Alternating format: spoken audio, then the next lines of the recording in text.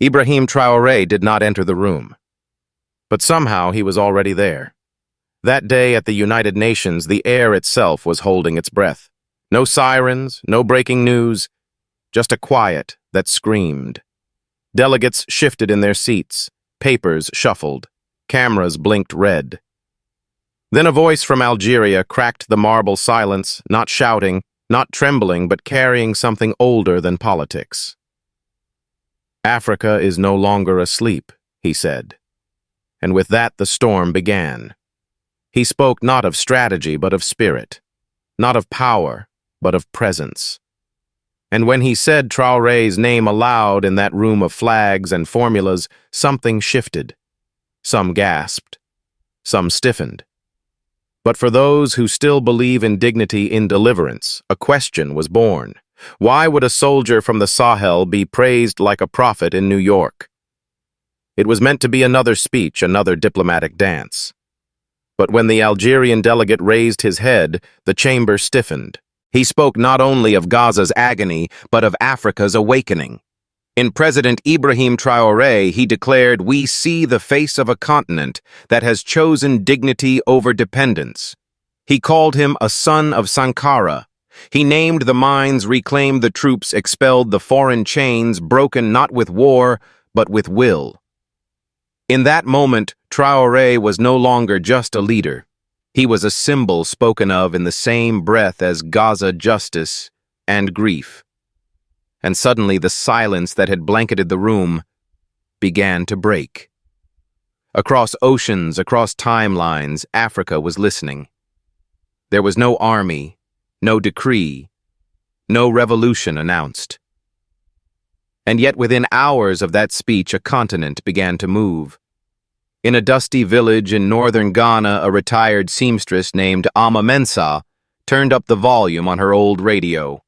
The static cleared just long enough to catch the words Burkina Faso, dignity, Traoré. Her hands trembled not from age, but recognition. It had been decades since she'd heard a leader's name spoken with such reverence. Across the continent, in the back streets of Lagos University, students gathered around glowing phones watching a grainy clip from the United Nations. Some wept. Others clenched fists. One wrote in chalk on a hostile wall, "He did not speak for power. He spoke for us." From Cape Town to Casablanca, a phrase began to rise, at first in whispers, then in waves. Africa has remembered. In Nairobi, a group of Gen Z activists who had spent months protesting IMF-driven austerity policies stopped mid-March. They had heard the speech. They had heard the name. And for the first time, they heard something even louder. A leader who did not beg for permission before defending his people.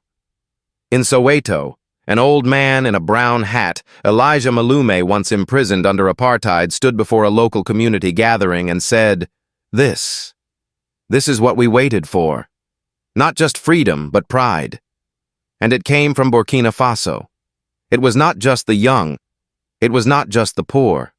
It was not just Muslims or Christians or Pan-Africanists. It was everyone who had ever been told, "Wait your turn. Trust the West. Your dreams are too dangerous." The video of the Algerian speech exploded across social media. Not with filters or hashtags or sponsored posts, but raw. Tearful. Undeniable. A young woman in Senegal reposted it with the caption, "Finally." Someone stood up in that hall and didn't look to Paris before speaking truth. In diaspora communities from Harlem to Brixton, from Atlanta to the Caribbean, the speech ignited something deeper. Podcast hosts spoke of goosebumps. Retired veterans called into radio shows with trembling voices. One caller, a 78-year-old former Black Panther, whispered on air, "Traoré. He ain't just a president. He's a mirror. And we've been needing to look into one." In Burkina Faso itself, the air was electric. Vendors at Thomas Sankara Square paused their sales of roasted peanuts and bissap to replay the moment Algeria said the name out loud. School children in Kaya mimicked the delegate's stance, raising tiny fists and declaring Africa is no longer asleep. Civil society groups held vigils not in protest, but in gratitude. And in a village near Bobo Dioulasso, an imam and a Catholic priest shared a microphone to deliver a message. We have waited long for someone to carry our truth without apology. Traore has done that not with gold or gifts, but with guts. And that's when the fear began. Not from the people, but from the palaces. Western embassies issued cautious press statements. We are monitoring the discourse. French-language outlets ran headlines like Algeria sparks controversy with provocative UN remarks. But it was too late. The spark was no longer diplomatic. It was generational. In Mali Street, artists painted murals of Captain Traoré in bold ochres and greens, his uniform simple, his gaze unflinching. In Nigeria, student unions renamed a conference hall Saleh Ibrahim. In the Sahel, where years of war had left villages bruised and broken, posters went up overnight. We do not need saviors. We need soil sovereignty and someone to believe in us. And perhaps most astonishing of all, across WhatsApp groups from Lusaka to Kigali, an old quote resurfaced from Sankara himself. While revolutionaries as individuals can be murdered, you cannot kill ideas. The image beneath that quote, not Sankara. Traoré. This was no cult. It was a conversation, a continent asking itself not for the first time, but perhaps for the last. What if leadership isn't a title, but a trust? At this point, the international media scrambled for a narrative. Was this hero worship? Was this anti-Western sentiment? Was it a populist wave, but those asking the questions were already too late? Because across Africa, something more dangerous than rebellion had taken root. Memory, moral clarity, a people who now knew the sound of their own voice. And so the fire spread, not through marches or Molotovs, but through mothers telling their daughters, "You see that man? That is what it means to lead." Through teachers assigning essays titled, "What would you do if you were president and owed nothing to the West?" Through priests quoting Traoré's speech alongside scripture. Through youth who stopped dreaming of fleeing to France and started asking how to stay and build. If this story has stirred something deep inside you, don't let it pass quietly. Say it out loud. Say Africa speaks in the comments. Because for too long we have spoken in whispers. But this is a continent in full voice. The fire reached the palaces, but the smoke rose from the ground. They called it a coincidence. Just days after Algeria praised Ibrahim Traoré at the United Nations, 3 major credit agencies quietly downgraded Burkina Faso's economic rating. No press conference, no public debate. Just numbers in a spreadsheet calibrated to kill confidence. The justification was familiar, unpredictable political trajectory. Hostile investment environment, concerning anti-Western rhetoric. But for those who understood the language of empire, it was clear this was not an analysis. It was a warning. Speak boldly, and you will pay not with bullets, but with bonds.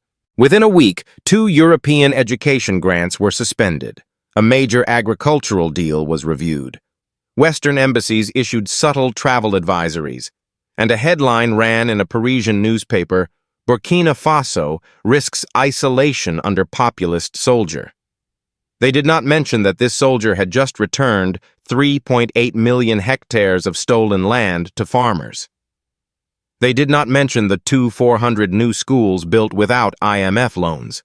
They did not mention the 95% school meal program fed by local crops and dignity. No, those numbers were not part of their equation. Because Traoré's sin was not economic mismanagement, it was moral defiance. But while foreign boardrooms trembled, something remarkable was happening on the streets of Burkina Faso. In Kaya, when teachers learned that external funding for chalk and benches was being cut, they did not protest. They opened their courtyards. In Gawa, mothers turned broken grain stores into night classrooms using market ledgers to teach basic math. In Dedougou, farmers dug irrigation ditches with borrowed shovels, singing as they worked songs not of sorrow, but of sovereignty. There were no banners, no slogans, just action, just movement, just a people who had decided that survival no longer required permission. In a small university in Wahiguya, A lecturer named Professor Dale stood before his class without power, without salary, without textbooks. His voice was hoarse but steady. They cut our grants, so we build with memory. They cut our wires, so we teach by firelight. They cut our ratings, but they cannot rate our resolve. Students clapped, not because it was dramatic, but because it was true. And in truth, there is freedom. Meanwhile, in Western capitals, think tanks rushed to reframe the narrative. He is reckless. He is destabilizing. He is turning Africa into a battlefield of ideology. But the battlefield was never about ideology. It was always about ownership. Who gets to define the African dream? Who decides when dignity is too expensive? And suddenly that question posed in secret for decades was being answered in public. A young woman in Dakar live-streamed her local market. Behind her, vendors had repainted their signs with the phrase, "Burkina Faso has no king. Only courage." In Tanzania, a teacher posted online, "If they fear Traore, maybe it is because he reminds us we do not need them." And in Washington, a policy analyst at a private briefing spoke off the record, "What Algeria started, and what Traore embodies, is a shift in moral geography. We're not just losing influence. We're losing the narrative." That perhaps was the most terrifying part, because it was not just Burkina Faso resisting, it was Burkina Faso inspiring. In the heart of the capital, a new mural appeared overnight on the wall of an abandoned French military outpost. Painted in earth tones, it showed a barefoot child watering a baobab tree with one hand and tearing up an IMF agreement with the other. Below it, in white paint, 4 words, "Let us grow free." It wasn't signed. It didn't need to be. Everyone knew who had planted the seed. Of course not everyone celebrated. Some elites in Francophone Africa turned their gaze toward Paris, seeking reassurance. A few heads of state released lukewarm statements reaffirming their commitment to balanced diplomacy. But their people were watching, and they were remembering. In Bamako, youth groups held a forum titled, "What if Burkina is not crazy, but courageous?" In Niamey, farmers asked local officials why they hadn't followed suit. In Abidjan, a mid-level diplomat was recorded asking his superior, "If they can stand, why can't we?" This was the real danger, not rebellion, not riots, but the audacity of example. And if you're still reading this far, then maybe you feel it too. That flicker, that rumble, that rising voice beneath the noise. If Traore's courage speaks to something inside you, say it out loud. Drop a comment. Share this fire. Because Africa's whisper is no longer quiet. It is becoming thunder. Revolutions usually begin with slogans. This one began with silence. Then soil. In a quiet village near Tenkodogo, an 11-year-old boy named Issa walked 2 kilometers barefoot, not to beg, not to protest, but to donate something. A plot of land, left to him by his grandfather, untouched, dusty, undignified. He stood before the elders and said, "If the country is hungry, this land should not be sleeping." No cameras, no applause, just heads bowed. One man whispered, "Traore is not alone." Across Burkina Faso, the movement was not orchestrated. It was not funded. It was not televised. It was remembered. Remembered in the way the grandmother in Kudugu reopened her backyard kitchen as a school canteen. Remembered in how the mechanics in Fada Ngurma stopped repairing motorcycles and began welding broken school desks. Remembered in the soft thud of tools hitting dry ground as farmers dug shared wells unpaid and unasked. They called it the Forum of the Forgotten, not because they were forgotten, but because they had chosen to remember themselves. And then, something historic happened. On 1st July 2025, under a sky split between Harmattan dust and scattered clouds, thousands gathered at the edge of Ouagadougou. Not for a political rally, not for a concert, not for protest. They gathered to speak, to listen, to build. No stage, No guards, no microphones, just a wide circle. And in the center, sitting on a wooden crate, was Captain Ibrahim Traoré. No speech, no flag behind him, no suit, just him and them. An old woman in indigo cloth stepped forward. She had never spoken into a microphone in her life and still didn't need one. We do not ask for salaries. We ask for dignity. Let the clinics reopen even if the walls are made of clay. Let our children learn even if the books are torn. Give us the work and we will build the future. The crowd murmured, then nodded, then rose, not in anger but in agreement. By sunset, the forums had turned into councils. In the northern zone, traders pledged to donate 1 market day per month to fund rural medicines. In the southern communes, tailors promised to stitch uniforms for school children if fabric could be sourced locally. In the west, youth groups formed volunteer construction brigades to rebuild dormitories brick by brick. Not a single minister was present, and that was the point. This was not a rebellion. It was a return. A return to the idea that a government is not a savior, it is a steward. That day, Traoré was asked only one question by a young midwife named Mariama. If the international aid never comes back, what will we do? He looked at her. No dramatics, no ideology, just a single reply. We will become the aid. And that phrase became more than a quote. It became a creed, printed on the walls of abandoned clinics now reopened by villagers, chanted by students offering night classes under petrol lamps, sung in lullabies by mothers who once feared bullets now fearing only the silence of lost hope. In Zinyaré, a group of retired engineers reopened a defunct power substation, powered it with scrap parts and a diesel generator, and restored light to 700 homes. In Boromo, widows formed a bread cooperative using millet instead of imported flour. Their motto, flour, is foreign, but hands are ours. In the Tapoa region, young shepherds agreed to contribute 1 goat per month to feed displaced families. No law compelled them, only love. This was not patriotism, this was possession. They no longer wanted to belong to the nation. They wanted the nation to belong to them. Western analysts stared confused. This cannot be sustained, they warned. Burkina Faso is bleeding resources, they claimed. Voluntarism is not policy, they smirked. But none of them understood what was being born. Because what was happening in Burkina Faso was not a model, it was a memory restored. A people remembering that before colonial borders, before World Bank targets, before televised summits, there was community. And now it had returned, not as nostalgia, but as necessity. One man captured it best, a blind griot in a town outside Banfora who was asked what he thought of Traoré's refusal to bow before the IMF. He did not speak. He sang. If you feed a man, he waits. But if you ask him to plant, he moves. If you pay him, he remembers. But if you trust him, he believes.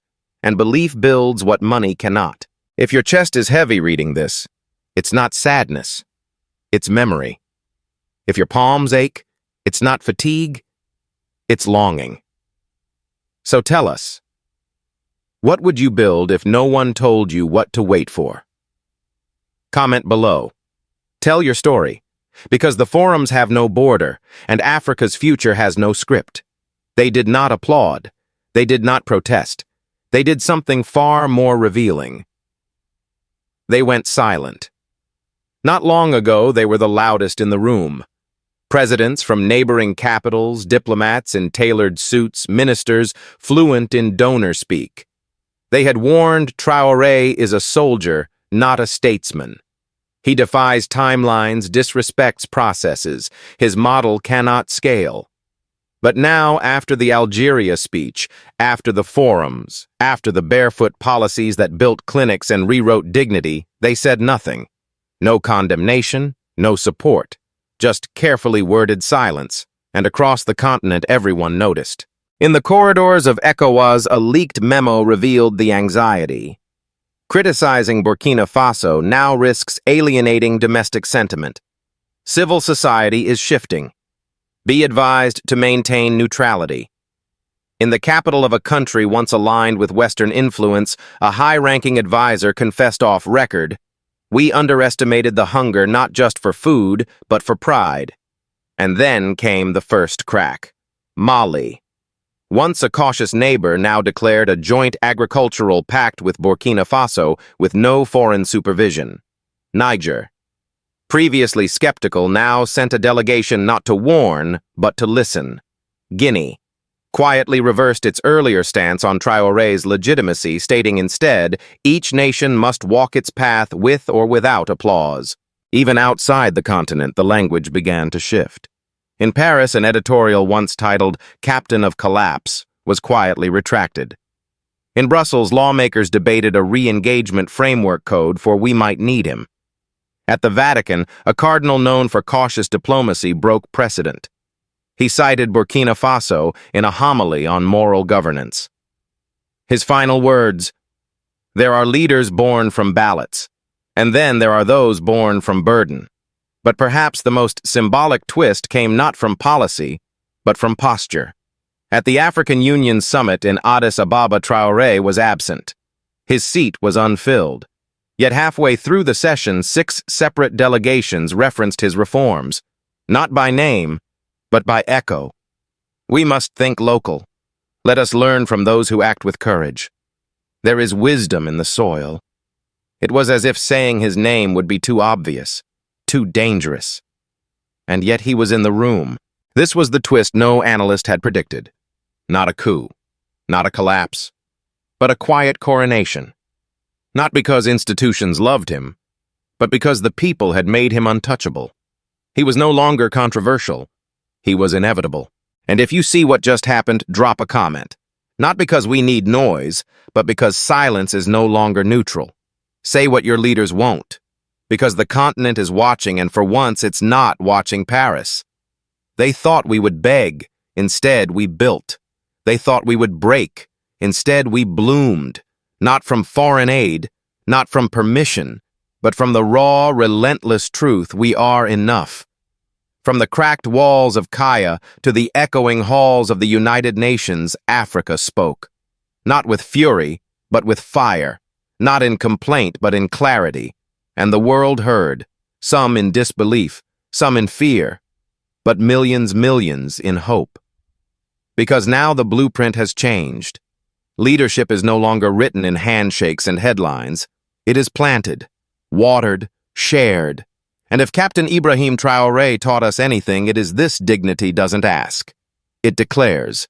If his courage reached your chest, don't let it end here. Drop a comment. Share this story. Subscribe, because they hid our history long enough. Now it's our turn to speak it loud. We may not see the harvest, but we are planting it together. This is not the end. This is the rising. Africa rise. It's time for Africa.